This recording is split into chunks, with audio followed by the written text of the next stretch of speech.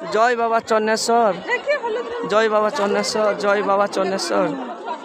আজকে এসছি চন্নেশ্বরে, আমার ভাগ্নিকে নেড়া করতে নিয়ে এসছি।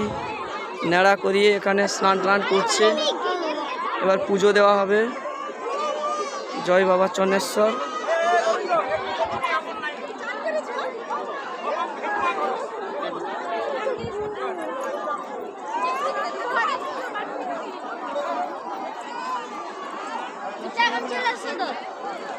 এই চন্নেশ্বরে আপনারা মন্দিরটা দেখুন, বড় মন্দির, সব দোকানপাট, অনেক কিছু দোকান আছে।